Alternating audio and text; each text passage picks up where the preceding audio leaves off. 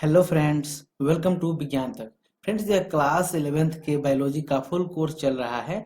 अध्याय नंबर है 12 और अध्याय का नाम है खनिज पोषण। फ्रेंड्स, मैंने इस चैप्टर का 5 वीडियो पहले ही बना दिया है। अगर आपने ये सभी वीडियो नहीं देखे हैं तो ऊपर आपको यहाँ पे आई बटन पे या फिर नीचे डिस्क्रिप्शन में उन सभी वीडियो का लिंक मिल जाएगा। वहां से आप जा करके उन्हें देख सकते हैं ताकि आपकी तैयारी बिल्कुल बेहतर हो सके। तो चलिए बिना किसी देर के इस वीडियो को शुरू करते हैं। आज मैं आपको बताने वाला हूँ नाइट्रोजन चक्र के बारे में, और ये भी समझेंगे नाइट्रोजन उपापचय क्या होता है, नाइट्रोजन चक्र कैसे पूरा होता है। ये सारा कुछ मैं आपको बताऊंगा। जैसा कि मैंने पहले ही बताया कि इस चैप्टर का मैंने पार्ट 5 तक का वीडियो बना दिया है, और उन सभी पार्ट्स में मैंने आवश्यक पोषक तत्व क्या होते हैं, उनका अवशोषण कैसे होता है, कैसे उनसे कौन से लक्षण उत्पन्न होते हैं, ये सारा कुछ बताया है। ठीक है, तो आप वो वीडियो देख लिए होंगे तो आपको अवश्य ही यह वीडियो अच्छे से समझ में आएगा। तो चलिए अब शुरू करते हैं। जीवित प्राणियों में कार्बन, हाइड्रोजन व ऑक्सीजन के अतिरिक्त नाइट्रोजन प्रमुखतम तत्व है। तो देखिए, किसी भी जीवित प्राणी के लिए सबसे ज्यादा इंपॉर्टेंट जो पोषक पदार्थ होते हैं, ये 3 तत्व हैं। उनके लिए सबसे ज्यादा इंपॉर्टेंट कौन सा है? 3: कार्बन, हाइड्रोजन व ऑक्सीजन। कार्बन, हाइड्रोजन व ऑक्सीजन। लेकिन इसके अतिरिक्त नाइट्रोजन भी है जो काफी मुख्य है। नाइट्रोजन इतना प्रमुख क्यों है, चलिए ये भी जानते हैं। नाइट्रोजन एमिनो अम्लों, प्रोटीन, न्यूक्लिक अम्लों, वृद्धि नियंत्रकों, पर्णहरितों एवं बहुतायत विटामिनों का संघटक है। यानी नाइट्रोजन से मिलकर क्या क्या बनता है? एमिनो अम्ल बनता है जो लगभग 20 प्रकार के होते हैं, और वो अमीनो अम्ल क्या करते हैं? प्रोटीन बनाते हैं। ऐसे ही न्यूक्लिक अम्ल से डीएनए, आरएनए की रचना होती है। वृद्धि नियंत्रकों यानी हार्मोन है, पर्णहरित है जिसे हम लोग क्लोरोफिल कहते हैं, जिसे पौधे प्रकाश संश्लेषण क्रिया करते हैं। इन सभी में नाइट्रोजन मौजूद रहता है। तो सोचिए, अगर नाइट्रोजन नहीं हो तो ये सारे जो है अमीनो अम्ल है, प्रोटीन है या न्यूक्लिक अम्ल है, इनका निर्माण ही नहीं होगा, और निर्माण नहीं होगा तो हम लोग जीव की कल्पना भी नहीं कर सकते हैं। चलिए आगे बढ़ जाते हैं। मृदा में उपस्थित सीमित नाइट्रोजन मृदा में उपस्थित सीमित नाइट्रोजन के लिए पादप, आगे बढ़ते हम लोग, पादप सूक्ष्म जीवों से प्रतिस्पर्धा करते हैं। अतः नाइट्रोजन प्राकृतिक एवं कृषि परितंत्र के लिए नियंत्रक पोषक तत्व है। तो देखिए, जितना नाइट्रोजन उपलब्ध है उसके लिए जो ये पेड़ पौधे हैं वो क्या करते हैं? एक दूसरे से प्रतिस्पर्धा करते हैं, मतलब एक दूसरे से कंपटीशन लगाते हैं। ठीक है, और नाइट्रोजन की आवश्यकता किसमें होती है? तो कृषि के क्षेत्र में भी होगी और पौधों के लिए तो होगी ही होगी। नाइट्रोजन में दो नाइट्रोजन परमाणु शक्तिशाली त्रिसंयोजी आबंध से जुड़े होते हैं, जैसे यहाँ पे दिखाया जा रहा है। यानी जो 2 नाइट्रोजन होते हैं, एक नाइट्रोजन ये है और दूसरा नाइट्रोजन ये है, इन दोनों के बीच क्या होता है? ट्रिपल बॉन्ड होता है, यानी त्रिआबंध होता है। वही यहाँ पे कह रहा है कि त्रिसहसंयोजी बंध से जुड़े होते हैं, जैसे यहाँ पे दिखाया गया है। नाइट्रोजन की अमोनिया में बदलने की प्रक्रिया को नाइट्रोजन स्थिरीकरण कहते हैं। अब देखिए, कई बार आपसे पूछा जाता है कि नाइट्रोजन स्थिरीकरण क्या होता है। ठीक है, तो याद रखिएगा कि नाइट्रोजन का मतलब यहाँ पे N2 अणु की बात हो रही है। नाइट्रोजन के अमोनिया में बदलने की प्रक्रिया को नाइट्रोजन स्थिरीकरण कहते हैं। नाइट्रोजन स्थिरीकरण किसे कहते हैं? तो नाइट्रोजन की अमोनिया में बदलने की प्रक्रिया को नाइट्रोजन स्थिरीकरण कहते हैं। चलिए अब आगे बढ़ते हैं। प्रकृति में बिजली चमकने से और परावैंगनी विकिरणों के द्वारा नाइट्रोजन को नाइट्रोजन ऑक्साइड यानी N2O में बदलने के लिए ऊर्जा प्राप्त होती है। तो ये सब जो ऊर्जा प्राप्त होती है, मतलब जो ऊर्जा की आवश्यकता पड़ती है, किस लिए? नाइट्रोजन को, देखिए नाइट्रोजन तो है, N2 है, इसको किस में बदलना रहता है? तो NO2 में या फिर N2O में। इन सब चीजों में बदलने के लिए ऊर्जा की आवश्यकता होती है, जो कहाँ से मिलती है? तो बिजली चमकती है या फिर सूर्य के पास जो परावैंगनी विकिरण होती है उनसे मिलती है। ठीक है, आगे बढ़ते हैं। औद्योगिक दहन, जंगल में लगी आग वाहनों का धुआं तथा बिजली उत्पादन केंद्र भी वातावरणीय नाइट्रोजन ऑक्साइड के स्रोत हैं। इसके अलावा और जो हमें नाइट्रोजन ऑक्साइड मिलते हैं वो कहाँ से मिलते हैं, तो वाहनों से जो धुआं निकलता है या फिर कहीं पे जलाया जाता है, कहीं पे दहन होती है, आग लगती है, वहां से निकलता है। फिर बिजली का जहाँ पे उत्पादन होता है वहां से नाइट्रोजन का ऑक्साइड निकलते हैं। नाइट्रोजन का ऑक्साइड यही है NO2 या फिर N2, ये सब नाइट्रोजन के ऑक्साइड हैं, ये सब निकलते हैं। मृत पादपों व जंतुओं में उपस्थित कार्बनिक नाइट्रोजन का अमोनिया में अपघटन अमोनीकरण कहलाता है। फिर से यहाँ पे नोट कीजिए बात कि मृत पादपों व जंतुओं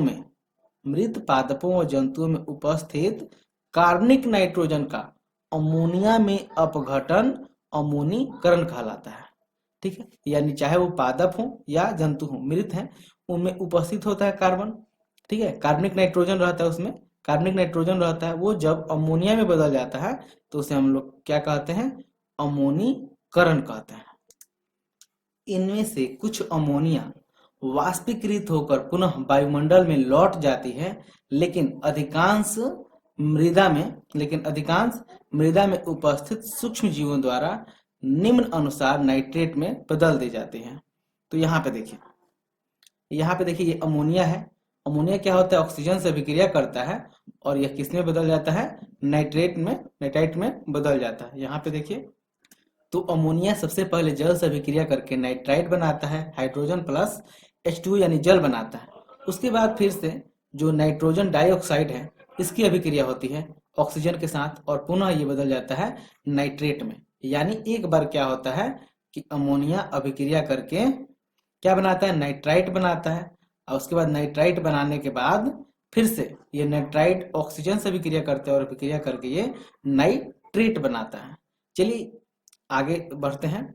अमोनिया पहले नाइट्रोसोमोनास या फिर नाइट्रोकोकस, मतलब इसी का नाम है नाइट्रोसोमोनास या नाइट्रोकोकस जीवाणु द्वारा नाइट्राइट में बदल दी जाती है। तो देखिए यहाँ पे अमोनिया है, सबसे पहले किस में बदल दी जाती है, नाइट्राइट में।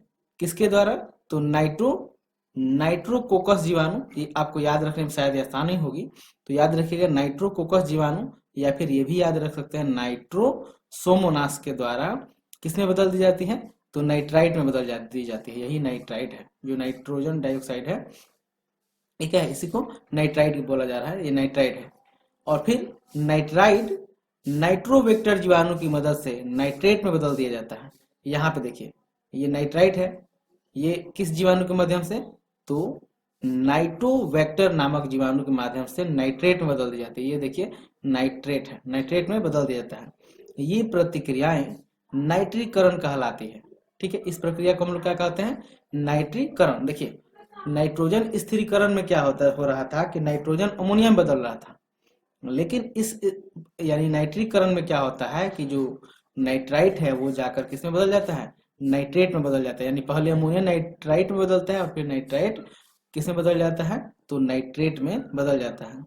ये नाइट्रीफाइंग जीवाणु रसायन पोषी होते हैं, और ये जो जीवाणु होते हैं वो क्या होते हैं, रसायन पोषी होते हैं। चलिए अब मैं चित्र के माध्यम से आपको समझाता हूँ, यहाँ पे आपका कॉन्सेप्ट बिल्कुल क्लियर होगा। ठीक है, तो देखिए सबसे पहले हम लोग देखते हैं नाइट्रोजन कहाँ है, तो वायुमंडल में नाइट्रोजन उपस्थित है। आपको पता होगा वायुमंडल में कितना नाइट्रोजन उपस्थित है, तो लगभग 78%, 78% लगभग नाइट्रोजन है। और वो किस किस रूप में है, देखिए तो जो नाइट्रोजन है वो क्या होता है, उसका पहले जैविक स्थिरीकरण करते हैं, मतलब जो जीवाणु है वो क्या करते हैं, जैसे राइजोबियम नामक जीवाणु के बारे में भी मैंने आपको बताया, वो क्या करते हैं, नाइट्रोजन का स्थिरीकरण करते हैं। तो देखिए नाइट्रोजन है, इसका स्थिरीकरण मतलब क्या करते हैं, नाइट्रोजन को अमोनिया में बदल देते हैं। वैसे ही जो औद्योगिक नाइट्रोजन है उसका भी स्थिरीकरण होता है, वो भी अमोनिया में बदल जाता है। दूसरा जो विद्युतीय N2 स्थिरीकरण है, मतलब जो बिजली चमकती है उसके थ्रू भी क्या होता है, नाइट्रोजन किसमें बदल जाता है, ये डायरेक्ट नाइट्रेट में बदलता है। और वैसे ही जो विनाइट्रीकरण है इसमें क्या होता है कि नाइट्रोजन सीधे नाइट्रेट में बदलता है, फिर नाइट्रेट भी जाकर के नाइट्रोजन में बदल जाता है। ये 2 वे प्रोसेस होता है। ठीक, तो यहाँ तक आप जान गए कि नाइट्रोजन क्या हो रहा है कि पहले अमोनिया में बदल रहा है, और अमोनिया फिर किस में बदल जा रहा है, नाइट्राइट में बदल रहा है, और नाइट्राइट से क्या बनता है, नाइट्रेट बनता है। ठीक है, यहाँ तक। और इसी रूप में पेड़ पौधे क्या करते हैं, उसका अवशोषण करते हैं। अब यहाँ देखिए, जो सड़ता हुआ जीव भार है, जितना सारा जीव भार है जो सड़ता है, उसका अमोनीकरण होता है। अमोनीकरण होता है यानी अमोनिया बना लेता है। दूसरी तरह उसका उद्ग्रहण होता है, तो क्या होता है, पादप जीव भार तैयार होता है। और फिर ये पादप जीव भार क्या होता है, प्राणी जीव भार में आता है, यानी पादप है उसको कोई प्राणी खाता है। और फिर मान लीजिए कि यहाँ पे पादप के तौर पे हम लोग मान लेते हैं कि यहाँ पे आम का पेड़ है, ठीक है, क्या है, आम का पेड़ है। अब इसको कौन खा गया, तो मान लिया कि आम का छोटा पेड़ है, उसको चलिए गाय, उसकी पत्ती को बकरी मान लेते हैं, बकरी खा रही है, बकरी खा रही है। तो यहाँ से क्या हुआ कि नाइट्रोजन पहुंचा किसमें, पादप में।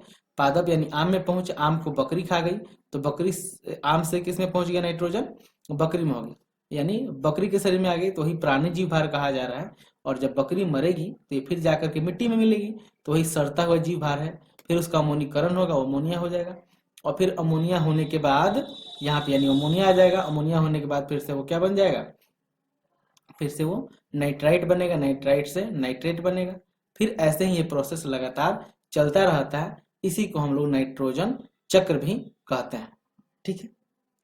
मुझे उम्मीद है आपको ये सारा कुछ समझ में आ गया होगा।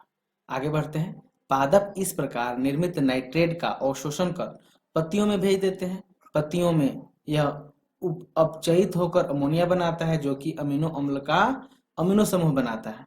मृदा में उपस्थित नाइट्रेट भी डिनाइट्रीकरण द्वारा नाइट्रोजन में अपचयित हो जाते हैं।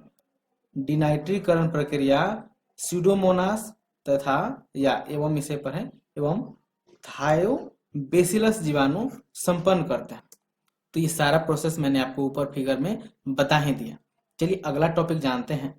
अगला है जैविक नाइट्रोजन स्थिरीकरण, ठीक है, इसे जानते हैं। वायु में प्रचुर मात्रा में उपलब्ध होने पर भी केवल कुछ ही जीव नाइट्रोजन का उपयोग कर पाते हैं।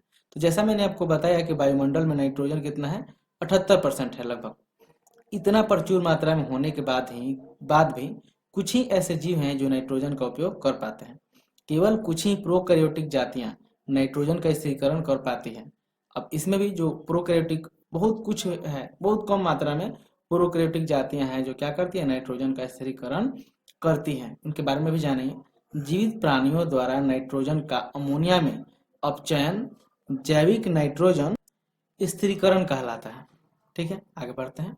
नाइट्रोजन अपचयन करने वाला नाइट्रोजिनस एंजाइम मात्रा प्रोकैरियोटिक में पाया जाता है।